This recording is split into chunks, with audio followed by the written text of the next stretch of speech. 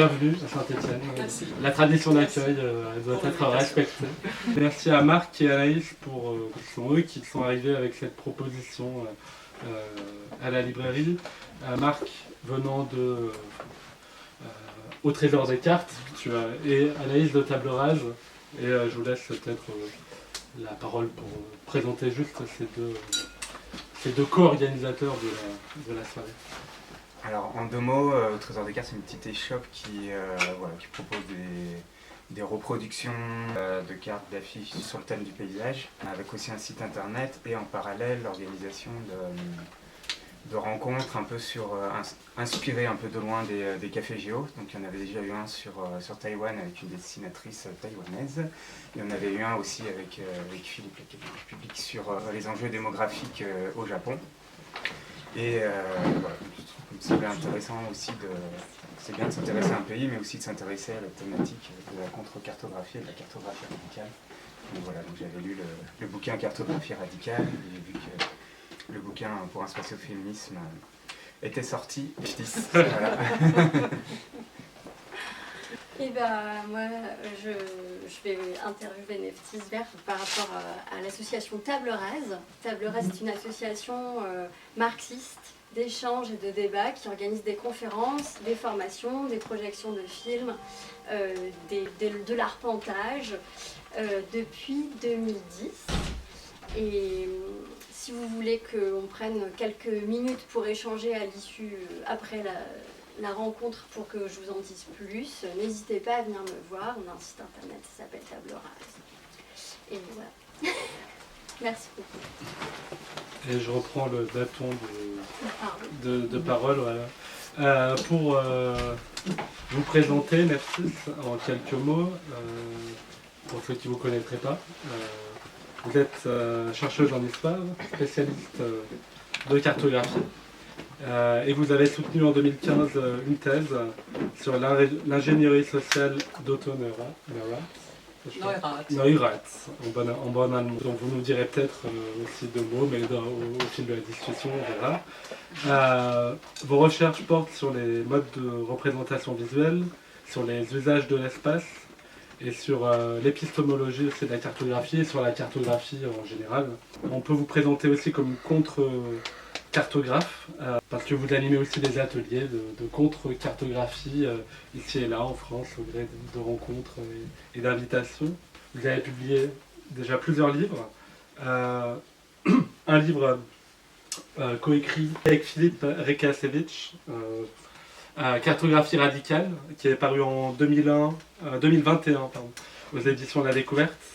C'est un livre qui explore la dimension politique, contestataire de la carte, qui peut prendre la forme d'outil d'émancipation, contrairement à peut-être son histoire de la carte, voilà, on en parlera aussi. Un livre en 2023, un livre collectif qui s'appelle « Ceci n'est pas un atlas », sous-titré « La cartographie comme outil de lutte », que vous avez donc dirigé. Qui est une traduction. Qui est une traduction. Oui, réédité. Et qui est malheureusement épuisé en ce moment, donc voilà, vous ne le trouverez pas à la librairie. Et donc ce livre-là, qui est sorti en fin d'année dernière, pour un spatioféminisme de l'espace à la carte, qui est votre dernier ouvrage. Et c'est plutôt autour de ce livre-là qu'on a initié, qu'on a eu envie d'initier l'échange, même si on explorera peut-être toutes les dimensions de vos travaux. Voilà. Ce livre-là, comme cartographie radicale, c'est important de le préciser, il faut le mentionner, il est abondamment illustré. Voilà. Il y a un effort d'iconographie qui rend... en noir et blanc. Et en noir et blanc, mais... 2 fois moins cher. Voilà. Donc on arrive à faire des livres plein d'illustrations à 22 €, ça se fait plus beaucoup en vrai. Enfin, oui. Voilà. Je vais attaquer directement dans le vif du sujet avec une interrogation sur le titre du livre. Pour un spatioféminisme, un titre qui sonne comme un manifeste, ce qui a été pour moi un peu une source d'étonnement, parce que moi je viens plutôt de l'histoire, une discipline qui est plus conservatrice, mais je connais moins la géographie, qui pour moi, historiquement, est peut-être plus lié à quelque chose de critique. Et c'est vrai que je m'étais jamais interrogé sur le fait que, même si il y a une histoire de la géographie féministe, c'est beaucoup moins... c'est un champ de recherche beaucoup moins autonome quelque part qu'en histoire où il y a de grandes histoires du féminisme. Et visiblement ça a coincé un peu avec la géographie. Et quelque part la question était comment expliquer ce qui apparaît comme un retard et qui nécessite en 2025 de publier un livre qui porte ce livre pour un spatio-féminisme. C'est difficile de répondre à tout ça. Un retard, il n'y a pas que dans le domaine de la géographie qu'on est en retard. Je pense que vous mentionnez, vous parlez de la géographie française. Oui. Oui, par rapport à l'anglo-saxonne. Voilà. Oui, donc, depuis les années 70, il est vrai que dans les pays de langue anglaise, on a une avance sur le plan du féminisme, de la théorie critique féministe, mais aussi de la géographie réalisée par des femmes géographes engagées, et leurs livres ne sont pas traduits en français. Voilà, donc ça veut dire quelque chose. Et il y a eu, et il y a des géographes féministes en France, il y en a eu. Alors, si je vous cite leurs noms, René Rochefort, Jacqueline Coutras, ça ne vous dira rien, ça ne dit rien à la plupart des gens. Comme dit Michel Perrault, ouais. Les femmes sont ombre légère, elles n'ont pas de postérité, c'est tout.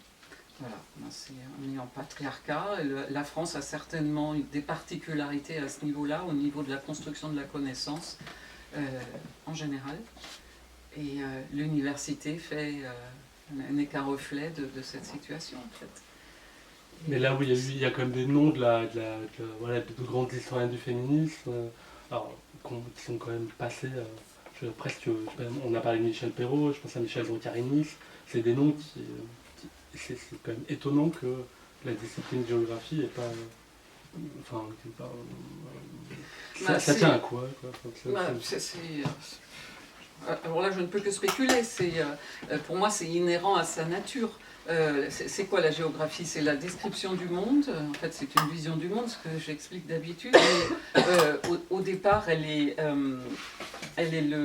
la transcription des récits faits par les explorateurs hommes. Donc on commence déjà très mal. Il y a très peu d'exploratrices femmes. On est dans un monde où la connaissance est androcentrée.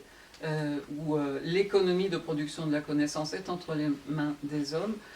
Donc il aurait été étonnant qu'il en soit autrement de la géographie, il me semble, tout comme de l'histoire.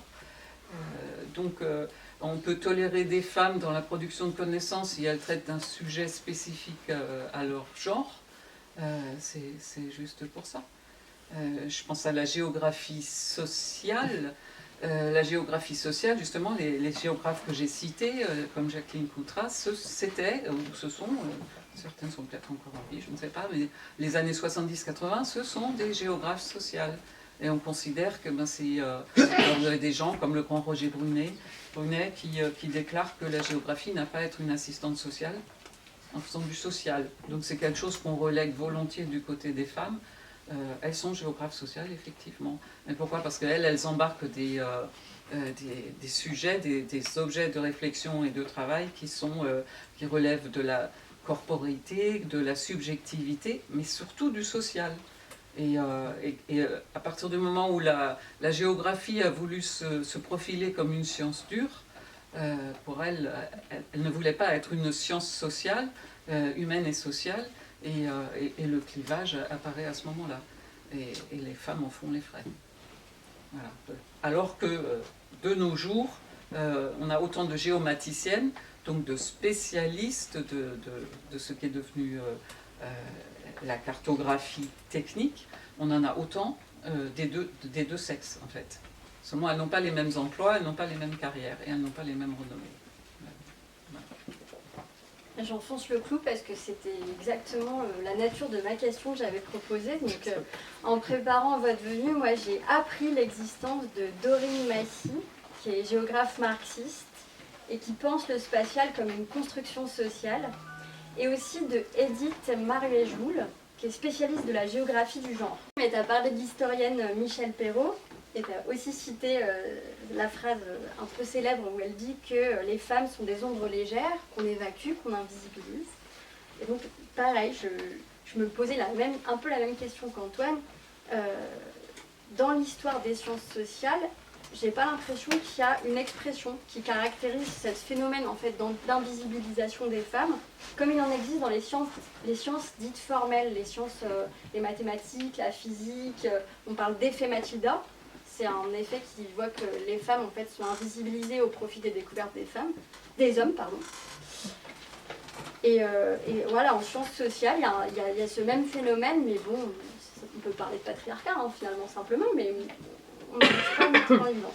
Et ce que j'avais envie que tu nous expliques, c'est un peu plus comment, dans ton parcours de formation puis professionnel, qu'est-ce qui t'a conduit aujourd'hui à revendiquer un peu et à rendre visibles ces cartographes femmes qui jusqu'ici en fait, étaient invisibilisées, quoi.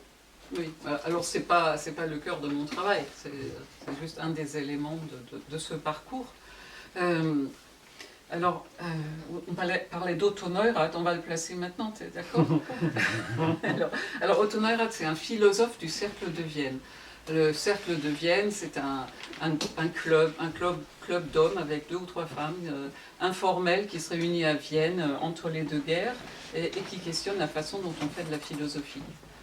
Et pour ces gens, le problème, c'est le langage. Le langage philosophique, il est empreint de métaphysique et il va falloir s'orienter aux sciences dures.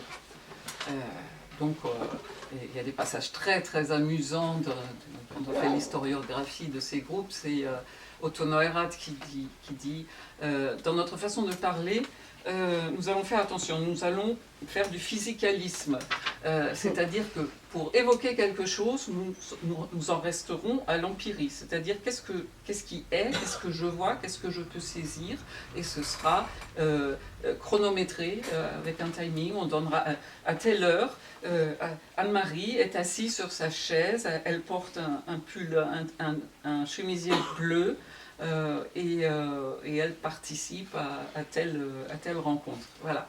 Donc ce serait apurer le langage pour qu'il n'en reste que le vérifiable. Falsifiable peut-être, mais vérifiable surtout. Et donc moi j'ai travaillé là-dessus. Pourquoi je ne sais pas, donc c'était dans le cadre de mes études d'histoire contemporaine à Vienne, forcément à Vienne. Et Otto Neurath développe le concept d'ingénierie sociale. L'idée, c'est que les décisions politiques doivent être prises, bien sûr, à partir d'expertise, de spécialistes, mais aussi de la société civile. Et ça, c'est terriblement révolutionnaire. Il est dans Vienne-la-Rouge, marxiste, en tout cas marxiste à moitié, puisqu'en fait, ce sont des réformistes. Le hasard de l'histoire fait que de 1919 à 1934, à Vienne, on est marxiste, on innove sur le plan social et on n'a pas de contradicteur, de contradictrice. C'est Vienne-la-Rouge dans un pays noir. Et qu'est-ce qui se passe? Neurath, qui est de formation d'économiste, il peut ouvrir un musée avec Marie Reidemeister, que l'histoire a longtemps invisibilisé, bien sûr, mais qui est essentiel dans le projet du GWM, Gesellschafts- und Wirtschaftsmuseum, musée économique et social, qui va développer l'isotype. Alors il y a peut-être des... D'habitude, je pars toujours des images, mais... mais super, ouais, on peut faire circuler. Un isotype, bon, ça s'appelle autrement au début. C'est un système de représentation de données statistiques. Pourquoi? Parce que si la société civile doit... contribuer à la gestion de la cité, eh bien, il faut qu'elle soit informée. Et la meilleure façon, quand on est un empiriste, eh bien, de partir de données quantitatives, donc de statistiques. Seulement les statistiques, c'est inaccessible à tout le monde, même à nous aujourd'hui. Donc on va les transformer en pictogrammes. Un personnage ici, donc c'est une représentation, c'est une œuvre assez... première, représente une certaine quantité. Ça n'a pas besoin d'être exact. Mais c'est une façon de rendre les statistiques qui avaient été confisquées par les pouvoirs dominants accessibles à tout le monde. Et cette méthode, elle émerge en 1924-25 plutôt, et elle se diffuse un peu partout. Elle a été elle a eu une petite renommée. Un institut a été ouvert à Moscou. Il y a eu des filiales un peu partout en Europe et aussi aux États-Unis. Donc l'isotype a fonctionné, il a été oublié. Aujourd'hui, on connaît les pictogrammes, mais on ne sait pas que derrière, il y a ce projet absolument subversif, donner le pouvoir à la société civile. Et comme dans l'isotype, il y a beaucoup de cartes, parce que forcément, si vous parlez d'économie, si vous parlez de faits sociaux, eh bien, vous parlez de quelque chose qui est spatialisé. Nos vies se passent dans l'espace, tout est spatial en fait. Donc, on va le représenter sur les cartes. Et c'est comme ça que moi, j'en viens à la contre-cartographie, plutôt qu'à la cartographie. Parce que ce sont effectivement des contre-cartes. Les contre-cartes, c'est quoi ?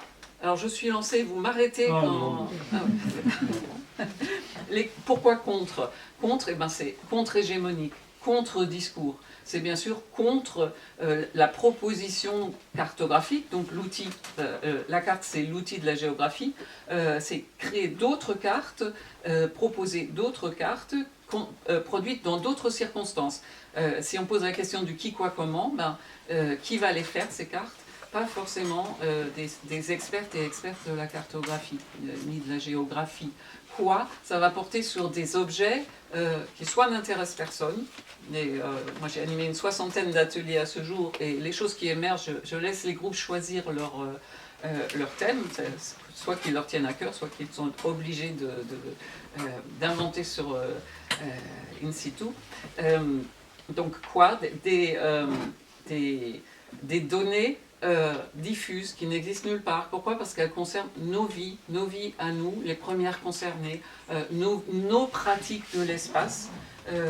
Savoir si nous avons accès à des espaces verts, ça n'intéresse personne. Savoir que la mobilité, là je reviens de Montpellier, avec 2 ou 4 roues, c'est-à-dire poussette, chaise roulante ou vélo, c'est impossible à Montpellier, l'ODEV aussi. Ce sont des informations qui soit n'intéressent pas, soit sont subversives. Elles deviennent surtout subversives quand on croise des données. Et l'isotype, par exemple, quand il croise en 1929 la mortalité infantile avec le revenu dans certains quartiers de Vienne, c'est totalement subversif. Pour nous, c'est une évidence, mais il y a 100 ans, on ne pensait pas toujours à ce genre de choses. Surtout peut-être entre sociologues, mais le rendre accessible aux premières concernées, c'est-à-dire je vis dans ce quartier, pourquoi est-ce que 30% de mes enfants meurent en bas âge ? On avait une explication. Donc la contre-cartographie, le qui, quoi, comment, il permet de la discriminer, de la différencier de la cartographie conventionnelle. Le comment, si vous n'êtes pas formé, si vous n'avez pas beaucoup de connaissances, si vous ne connaissez pas les conventions, la sémiologie convenue de la cartographie, vous allez faire des choses, tu as peut-être imprimé d'autres cartes, des choses qui ne seraient pas qualifiées de cartes par beaucoup de... Celle-là, oui, elle a l'air d'une carte, celle-là aussi, elles ont toutes l'air de cartes. On ne peut pas... Oui. C'est normal, c'est normal. Mais on pourrait par exemple prétendre que certaines cartes ne sont que des graphiques. Alors, cette question, elle a été réglée dans les années 90, quand on a commencé à vouloir écrire l'histoire de la cartographie. Les historiennes et historiens se disputaient entre elles pour savoir, mais c'est quoi une carte en fait ? Et on peut avoir une définition très précise. Il faut qu'il y ait une métrique, il faut que ce soit topographique, il faut qu'il y ait un fond de carte et qu'on puisse s'orienter. Soit c'est très général. Et vous avez quelqu'un comme Brian Hawley, qui a écrit avec Woodward, donc Woodward et Hawley ont écrit l'histoire de la cartographie. Ce sont 6 ou 7 volumes, c'est absolument monstrueux. Mais ont eu la finesse de définir la carte très largement, c'est représenter une information dans l'espace. Ça permettait d'embarquer la majorité des cartes. La majorité des cartes ne sont pas produites aujourd'hui et ici en Occident ou selon les standards de l'Occident. La majorité des cartes, elles disparaissent. Elles sont tracées dans le sable, elles ont des supports éphémères et c'est un outil pratique, on les jette, on n'en a plus besoin. Les cartes historiques que nous conservons, ce sont généralement des objets de luxe. qui étaient conservés précieusement dans des coffres et qui avaient une certaine valeur. Ça coûtait très cher, très longtemps ça a coûté très cher de faire des cartes. Donc la plupart des cartes, et voilà, je suis sur une branche et je ne sais pas comment revenir à la question. La question, les femmes en cartographie. Ah, on en est très loin. Mais bon, la plupart des cartes sont éphémères, nous ne les connaissons pas et elles divergent totalement de ce que nous pensons devoir être une carte. Elles n'ont pas de métrique, elles ne sont pas orientées, il n'y a pas les 4 directions, elles ne représentent pas l'espace euclidien. L'espace euclidien, c'est entre vous deux, il y a 1 mètre. Et à l'échelle, je vais le transposer sur la carte.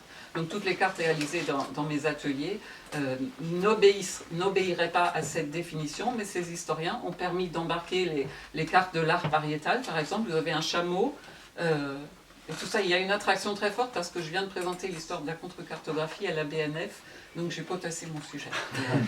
Donc la carte la représentation gravée dans un rocher, ou peinte sur un rocher, d'un chameau avec son enclos autour. Ben, vous pouvez considérer que c'est une carte. C'est une représentation de type cartographique. Voilà.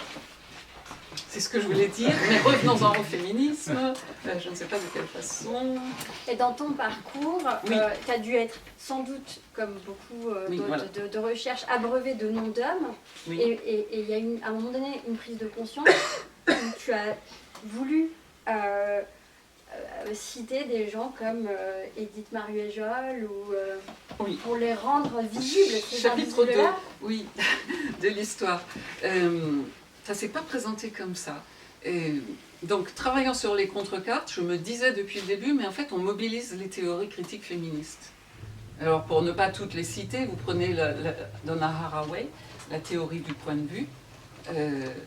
Quand vous êtes un homme géographe ou cartographe, ou en tout cas producteur de connaissances géographiques, vous avez ce qu'elle nomme la vue zénitale, par exemple. La vue zénitale, la carte est toujours vue d'en haut, mais vous avez l'œil de Dieu, en fait. Mais comme l'homme est l'universel, il considère que ce que lui, il formulera, ben, ça vaudra pour tout le monde. C'est ça la connaissance androcentrée. Et il ne le remettra jamais en question. Et comme en plus, alors là, on va pas énumérer... Enfin, on ne va pas faire tout le circuit, mais arrêtons-nous à Françoise Héritier. La valence différentielle des sexes, elle dit sexe, et elle a raison. Et ben, c'est quoi? On constate que dans toutes les cultures, absolument toutes les cultures, pour décomplexifier le monde, eh bien, on va faire une bipartition. Il y a le jeune, le vieux, le dur, le mou, le froid, le chaud, le fort, le faible, et il y a le rationnel et l'émotionnel. Et dans toutes les cultures, et ça peut se contredire, quand c'est négatif, c'est féminin. Voilà. Donc, point de vue situé, si vous avez conscience de votre point de vue situé, vous allez pouvoir formuler... alors ça c'est Nancy Hartsock qui parle d'objectivité forte. Elle est forte à quel moment? À partir du moment où on reconnaît ce point de vue, mais surtout où on reconnaît sa subjectivité. Il n'y a pas cette objectivité masculine, cette abstraction masculine, cette connaissance masculine abstraite, elle est toujours chargée de subjectivité. Et là, elle peut se considérer comme une objectivité forte. Mais il faut toujours énoncer là d'où on parle. C'est-à-dire, moi, en tant que mâle blanc de plus de 60 ans, du système universitaire, ma parole aura plus de poids que si j'étais une autochtone d'Amérique latine qui commence ses études et qui aura du mal peut-être à faire connaître les résultats de sa recherche. Voilà, donc c'est venu de cette façon en fait, et je me disais, mais la contre-cartographie, elle coche toutes les cases des critiques féministes, et de là ce 4e livre. Voilà, et donc bien sûr, j'ai exploré ça pour trouver mes sources, et j'ai eu beaucoup honte. Moi j'ai de plus en plus honte, disons, je vis de plus en plus mal parce que à force de travailler sur le sujet, vous devenez sensible à tous les biais qui, disons, ils sont de tous ordres, et je parle beaucoup du bain visuel dans lequel nous baignons depuis que nous sommes nés, de tous ces bains de tous ordres, du symbolique au concret, mais au niveau de la connaissance, moi par exemple, j'ai honte quand j'ai repris ma thèse, qui n'est pas si vieille que ça, j'ai commencé en 2013, je me suis rendu compte que 98% de mes citations, de mon corpus, il est masculin. Voilà. Et heureusement qu'il y a Hannah Arendt, on peut citer Hannah Arendt, et puis un petit peu Simone de Beauvoir, mais j'ai vraiment eu honte. Et aujourd'hui, quand je prends un ouvrage, j'ai pris le taureau tout à l'heure, je me suis dit, non, ça s'appelle un solipsisme masculin, c'est-à-dire je sais et je vais vous dire, sans jamais se demander d'où vient cette légitimité. Elle est strictement culturelle, elle n'émane pas des faits ni de l'articulation de la pensée. Voilà, donc il était important de les nommer ces femmes, les citer, ces géographes françaises. Comme dit, il y en a beaucoup plus du côté américain et britannique. Et c'est une particularité de la recherche française qui est très cloisonnée, qui découvre aujourd'hui l'interdisciplinarité, avec peut-être 20 ans de décalage par rapport à la sphère anglo-saxonne. Et le jour où j'ai voulu citer les féministes d'aujourd'hui, françaises, les géographes féministes, je me suis arrêtée parce qu'il y en a beaucoup et puis on a peur d'en oublier, tout simplement. Donc on ne peut citer que les historiques. Voilà. Moi, je ne vais pas du tout suivre le plan qu'on avait élaboré parce que ça ferait répéter plein de choses, mais je vais improviser quelque chose, alors si c'est brouillon, ne m'en voulez pas. Non, tout ce que j'entends depuis tout à l'heure, ça me fait penser à une discussion qu'on avait, enfin la semaine dernière, il y avait Vinciane Després qui était dans le coin et qui nous raconte. Je ne sais pas si vous situez Vinciane Després, qui est une philosophe de la question animale, éthologue, enfin voilà. Et quand elle nous raconte comment elle en arrive là, elle nous raconte cette histoire d'un oiseau que le cratérotope, enfin je passe les détails, mais dont un spécialiste à l'époque en Israël décrit le comportement comme une danse, et cette analyse-là, elle effraie le monde scientifique de l'époque, la trouvant complètement subjective et délirante. Et puis elle explique que, je fais les raccourcis, mais que 20 ans après, quelque part, les grands spécialistes de la question vont prendre au sérieux cette hypothèse-là. Et elle dit, il y a quelque chose ça me fait écho à ce que tu dis de la contre-cartographie, quelque part, avec la cartographie comme, on va dire, dominante, officielle. Il y a quelque chose d'une mise en accusation aussi radicale, je trouve, d'une forme de modernité occidentalo-centrée, enfin, je veux dire, dans ce qu'elle, dans son caractère récit unique. Enfin, je veux dire, et j'ai l'impression qu'il y a un peu de ça dans oui, dans mais le c'est mouvement. le principe de la modernité, en fait. C'est le grand discours, mais qui depuis, quand même, on est passé par la postmodernité, et c'est pour ça que ces féministes aussi, elles œuvrent dans les années 70-80, on est dans le constructivisme, ou même le néo ou post, je ne sais pas, constructivisme, mais oui, on a remis ce discours en question. T'es d'accord après la modernité. Ouais, t'es d'accord pour dire que quelque part, ton livre et ton travail s'inscrivent dans ce moment-là, quoi, quelque part de la pensée aussi. Depuis un demi-siècle, oui. Okay. Oui, bien sûr. Ouais. J'enchaîne peut-être, du coup, avec mon autre question.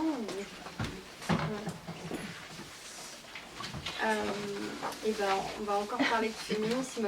Et dans les ateliers collectifs que tu animes, tu permets, enfin, les gens prennent conscience, avec des outils de cartographie, de contre-cartographie, de comprendre en images les espaces genrés, notamment grâce à la visualisation des trajets des femmes, des trajets des hommes. Et du coup, dans ces ateliers, tu fais émerger les espaces qui racontent la répartition du travail dit reproductif, par exemple le travail domestique, la gestion des enfants, la charge mentale, etc. Est-ce que tu pourrais nous présenter quelques-unes de ces cartes qui sont un peu plus, qui représentent cette exploration-là De mémoire. Ah, celle-là. Oui, on peut commencer par ça, même si c'est pas issu d'un atelier. Ouais. Alors, l'objectif des ateliers, c'est quoi? C'est dans la perspective féministe, c'est de prendre conscience des pratiques genrées de l'espace. Et pour ça, enfin, c'est tout le propos du livre. Comme nos vies sont spatiales, apprenons à lire l'espace, apprenons à lire ce que nous y faisons. Et explorons-le et repérons tous les signaux de ces pratiques différenciées. Il y a peut-être la carte, c'est peut-être la plus parlante, de Bruxelles. Non, il y a tellement d'images. Ouais. Ah, tu tombes dessus, c'est celle-là. C'est celle-là. Ok, ah oui. Ok. Ah oui. Il y a une photo en dessous. Oui. Alors, elle a déjà elle a 2 ou 3 ans celle-là. Je pars faire une expédition à Bruxelles avec un groupe mixte. Et nous partons à la recherche des signes du masculin dans le paysage urbain. Et nous constatons, alors nous partons un peu à la dérive en visant le quartier du pouvoir, le quartier historique. Et nous constatons que nous traversons trois types de quartiers. Le premier, c'est un quartier populaire, le second, un quartier gentrifié, le troisième, celui du pouvoir. Nous nous intéressons à la statuaire, aux enseignes et à tout ce qui nous vient. Il nous vient beaucoup de choses. Et donc, c'était... Ouais. C'était assez facile en fait pour la statuaire, vous vous en doutez bien. On a les grands hommes, on a en vestale dénudés montrant leurs seins, les jeunes femmes qui les admirent. On n'a pas croisé d'œuvres dédiées à une femme, sauf à la fin. Ben, commençons par la statuaire. Donc à la fin, mais ça marche très bien. Sur un tableau, là, ça marchera moins bien. Ça, c'est à la fin du parcours. Une place du centre de Bruxelles, on voit le roi Albert Ier sur son cheval qui surplombe la place, avec la reine à côté de lui, en face de lui. Seulement la reine, vous ne la voyez pas parce qu'elle est toute mince, toute petite et de la même pierre que les bâtiments derrière eux. Et sur la photo, il faut vraiment chercher pour le voir.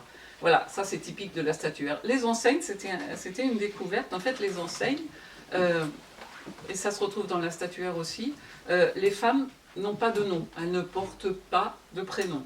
C'est, je montre toujours la photo, chez Bobonne. Voilà, ce sera chez Jean-Marc, mais chez Bobonne. Les femmes sont des collectifs indifférenciés, comme les ouvriers, comme les soldats, comme les pauvres en fait. Voilà, tout simplement.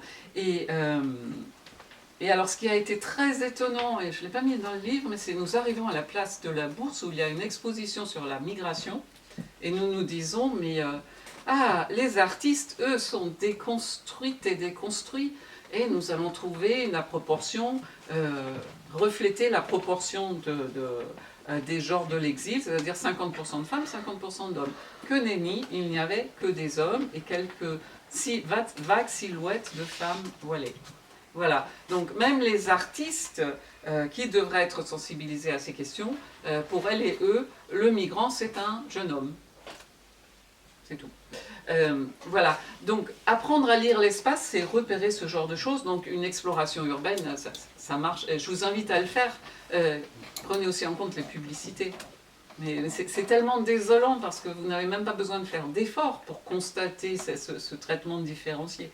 Et donc c'est un exemple d'atelier. D'autres ateliers sont plutôt des ateliers de réflexion où on va... alors ce ne sera jamais de la donnée... Ce ne sont pas des travaux scientifiques, entre guillemets, ce ne sont pas des sociologues ni des anthropologues. Il s'agit d'exprimer, de donner un espace d'expression à une information que vous portez en vous. C'est celle qui vous concerne, vous, justement, les premières concernées, qui concerne votre vie quotidienne, qui concerne votre ressenti.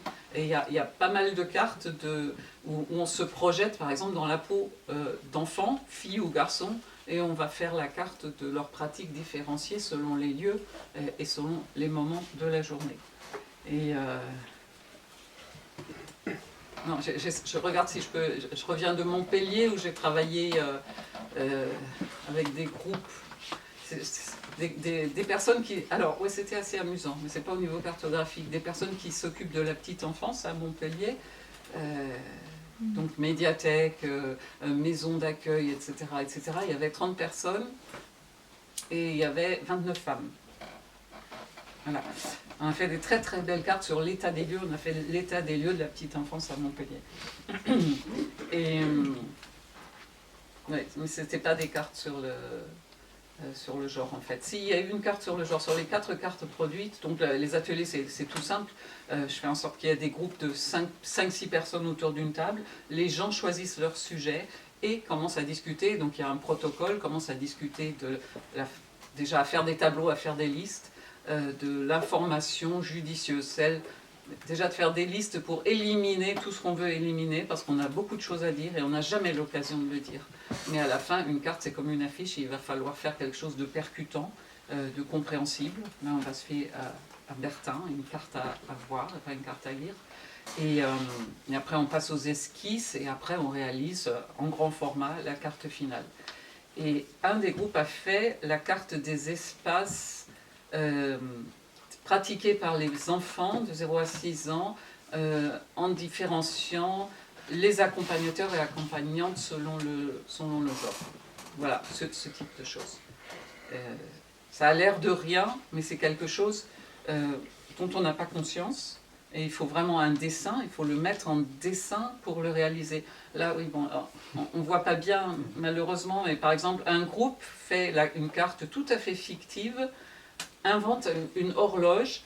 Cette croix qu'on voit, ben c'est 3 heures de la journée sur 24 heures, et dit, et c'est une très grande carte aussi, et estime alors vous avez 2 couleurs, orange pour les hommes, vert pour les femmes, et estime la présence selon le genre autour de l'école, dans un parc, autour du café, PMU, etc., etc. Voilà, donc l'idée c'est de faire déjà de faire se rencontrer des gens. Parce que nous avons toutes des expériences que nous croyons uniques, que nous croyons personnelles. Nous avons peut-être des problèmes que nous croyons les nôtres. Et l'atelier, il est l'occasion d'une rencontre, d'une concertation. Et puis soudain, on se rend compte que le problème, il est plutôt structurel, il est plutôt social. Et du coup, ça change complètement son poids, tout simplement. C'est l'occasion d'une prise de conscience. Très souvent, ça fait émerger, alors sous d'autres contrées, je pense à l'Amérique latine, c'est quelque chose qui fait émerger des prises de conscience. Peut-être beaucoup moins chez nous. Mais je pense à ce cas d'un atelier près de Tours où le hasard fait, donc les gens se retrouvent par hasard dans un groupe qu'ils ont choisi, un groupe choisi de traiter les espaces verts, l'accès aux espaces verts ou les pratiques des espaces verts. Dans ce groupe, il y a des personnes qui habitent dans des villas, il y a des personnes qui habitent dans des HLM, qui se rendent compte qu'ils pratiquent les mêmes espaces verts. Et qui se rendent compte que ces espaces verts ne sont pas les espaces verts officiels, dédiés, c'est-à-dire pas les parcs. Ces gens pratiquent les cimetières, pratiquent les allées, pratiquent les berges de la rivière. Et en fin d'atelier, se rendent compte que leurs enfants aussi ont des pratiques semblables. Donc quelque part, il y a une convergence. L'espace d'un petit moment, ça ne donnera peut-être rien. On pose toujours la question de l'efficacité des ateliers. Ça peut donner beaucoup de choses. Je pense aux exemples qui se trouvent dans This is not an atlas, et ceci n'est pas un atlas que j'ai traduit en français, qui est entièrement disponible en ligne sur le site des éditions du commun, puisqu'il est épuisé, avec un mode d'emploi aussi pour conduire des ateliers. Parce que j'ai bien sûr aucun copyright sur ces ateliers, et si je fais tout ça depuis quelques années, c'est pour que tout le monde s'empare de l'outil, pour que tout le monde fasse des ateliers collectifs, pas des ateliers individuels, c'est beaucoup moins intéressant. On peut apprendre à faire des cartes, mais ce sera pour soi. Mais pendant les ateliers collectifs, il se passe tout ce processus de découverte. Déjà, ça vous oblige à faire quelque chose qu'on fait peut-être seulement dans les groupes activistes et militants, c'est-à-dire discuter, débattre honnêtement, se concerter. C'est quelque chose qu'on n'apprend pas tellement à l'école en fait, ou alors on l'oublie très vite. Et ça se passe dans les ateliers. Et donc on négocie en fait l'information. Il va falloir de tous ces points de vue différents, de toutes ces représentations différentes, construire une image unique. Et c'est pour ça que c'est ça sa dimension politique en fait. C'est quand des citoyennes et des citoyens se rencontrent et peuvent parler d'une voix et en bonne entente d'un sujet. Après que cela débouche sur une manifestation, peut-être. Et comme dit dans certains pays, je pense à EMP, Anti-Eviction Mapping Project, à San Francisco. Eux, ils ont commencé, ce collectif, elle et eux, ont commencé depuis 13 ou 14, à faire la carte des évictions du centre de San Francisco et à corréler ces évictions avec l'offre de location saisonnière touristique. Et ben, c'est absolument corrélé. Voilà. Et en France, on vient de découvrir et on vient de légiférer là-dessus, mais l'offre de location touristique chasse les gens des centres-villes. Or, dans beaucoup de villes, peut-être pas toutes, les habitantes et habitants des centres-villes, c'est les pauvres. Les pauvres, aux États-Unis, à San Francisco, c'est les populations racisées, tout simplement. Voilà. Donc, ce groupe, ce collectif, il va accompagner la cartographie de performance de rue, et c'est très souvent le cas. Pourquoi ? Pour donner une visibilité à cette carte. Ils vont interpeller les pouvoirs publics. Voilà, il ne faut pas imaginer la contrecarte toute seule. Il y a des contrecartes toutes seules, mais en fait, elles émanent toujours d'un collectif. Je pense aux cartes produites par le collectif à la criée, des éditions à la criée. Alors, la carte de Notre-Dame-des-Landes, ça doit vous dire quelque chose. C'est une des premières qu'on ait en tête. Eh bien, les éditions à la criée continuent de produire des cartes. Et on a une grande rencontre de contrecartes l'année dernière du côté de la Bretagne. Et les cartes produites à ce moment-là, vous ne les verrez pas parce qu'elles retournent dans les groupes qui s'en servent dans leur communication interne, qui s'en servent pour faire d'autres cartes, etc. Donc c'est quelque chose, c'est pas... C'est un outil, mais c'est un outil du quotidien déjà à l'origine, ça redevient un outil du quotidien. Et s'il y a des cartes qui ont une notoriété, c'est tant mieux pour elles, mais je pense à la carte de saccage des JO. Le collectif Saccage a fait la carte des Jeux Olympiques de Paris. Je l'ai mise dedans ? Elle est en petit. Mais... Ah oui, alors là, on ne voit rien. Voilà. Et... moi j'en avais parlé, alors quand j'étais sur France Culture, je ne sais pas pourquoi Guillaume Erner en même temps, on n'est pas d'accord sur plein de choses, mais la dernière fois que j'y étais, je décroche la carte de saccage des WC de l'ami chez qui je suis à Paris, et je lui dis je vais la donner à Guillaume Erner, et il va en parler, tu vas voir. Et effectivement, il la prend, il en parle. Et le lendemain, Frédéric Barbe m'appelle et me dit mais on a reçu plein d'appels, tout le monde veut avoir cette carte. Alors quelque part c'est un buzz, mais qu'est-ce que ça produit ? Est-ce que ça produit des prises de conscience ? Peut-être davantage. C'est amusant. Mais c'est des cartes qui ont une vie propre et c'est ça qui agit en fait. Et il ne faut pas le rechercher dans les livres ou dans la presse, etc. etc.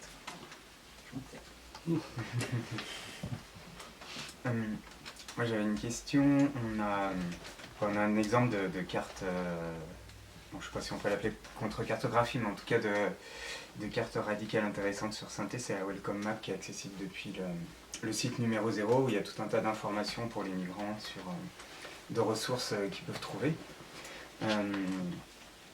Après, sur les différents types de contre-cartographie, il y en a aussi dans votre livre qui vont un peu plus loin, un peu au-delà de juste la seule critique. Il y en a où les gens vont même jusqu'à imaginer un futur désirable. Ou en tout cas, un peu le monde de leurs rêves. Voilà. Donc, je voulais savoir si vous, ça vous semblait quelque chose de pertinent à creuser, ou si on risquait pas de retomber un peu dans les écueils de l'économie planifiée ou de quelque chose de trop bureaucratique, trop institutionnalisé. S'il n'y avait pas un risque de récupération. Voilà. Oui, Au contraire, est-ce que la révolution sera télévisée ou elle ne le sera pas, ça on sait, mais est-ce qu'elle sera cartographiée ? C'est la question que je voulais poser. Et puis quel garde-fou on peut mettre en place pour éviter que ces ateliers de... Tu sais qu'il faut 1 heure pour répondre à ça ? Tout le monde va avoir faim. Oui, alors, être contre-cartographe, c'est une mode. Hein. Tout le monde veut faire de la contre-cartographie, je ne vous cache pas. Tous les jours, je reçois une demande pour un atelier ici ou là, et je ne peux pas. C'est comme pour tout. Si on n'a pas de déontologie, on fait n'importe quoi. Je pense par exemple, on ne peut pas tout cartographier. des gens qui ne veulent pas être cartographiés. Et ils ont raison, parce que c'est une protection. Des groupes dans les favelas, on ne veut pas être cartographiés. Sinon, vous avez du tourisme de la misère. Je pense, par rapport à l'accueil, ou le non-accueil, on va appeler ça comme ça en France. En tout cas, il y a de l'accueil, je connais toutes et tous plein de gens. Le groupe A4 essaie d'accueillir des gens qui viennent avec une compétence en agriculture. Et avec le réchauffement climatique, bien sûr, on a besoin de personnes qui ont l'habitude de travailler la terre sous stress hydrique.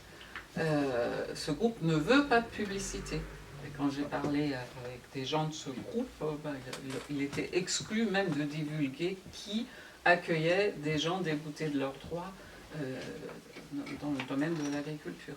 Donc il faut une déontologie, on ne dit pas tout, il faut être autocritique, d'où est-ce que je parle ? Dans quel écosystème de production est-ce que je suis? Si j'ai les moyens financiers de produire des superbes cartes, même numériques, de les diffuser, est-ce que c'est encore de la contrecarte? Si je me déclare artiste, et moi ça me choque profondément parce que je le vois très souvent, et ça c'est la façon dont les sciences humaines sont construites, le terme enquêter. On l'utilise en anthropologie, on l'utilise en sociologie. Les enquêter, c'est la matière première. On va faire de l'extractivisme. Je vais les enquêter, j'aurai les informations. Et il y a fort à parier que les personnes enquêtées ne sauront jamais ce que vous avez fait avec leurs données. Ça viendra nourrir leur travail, leur carrière universitaire, certainement, parce que vous êtes en situation de faire vivre cette information. Vous avez la connaissance technique. Vous maîtrisez tout le processus de production de cette connaissance. Et peut-être que si vous vous déclarez artiste, en plus, vous allez faire des jolies cartes de ce matériau brut. Et ça se rencontre très souvent. Il paraît qu'à Mussem, il y a eu une exposition où des personnes utilisaient le terme cartographie radicale. Moi, je connais leur travail, et ça, c'est tout sauf radical. Mais on a enquêté des subalternes, hein, et il faut employer ce mot. Ce sont des subalternes. Pour moi, la moitié de l'humanité est subalterne de toute façon, et c'est les femmes. Mais là, on va aller enquêter, si possible, dans des pays pauvres, en Amérique latine, en Afrique du Nord. On aura un super matériau, super exotique, et on pourra l'implémenter dans sa propre recherche. Voilà. Et si en plus on maîtrise les outils, c'est-à-dire les logiciels de dessin vectoriel, ou si on a un beau trait de crayon, on va pouvoir se faire un nom sur le dos des autres. Voilà, donc pour moi ça c'est quelque chose de déontologiquement indéfendable, et ça se rencontre très souvent.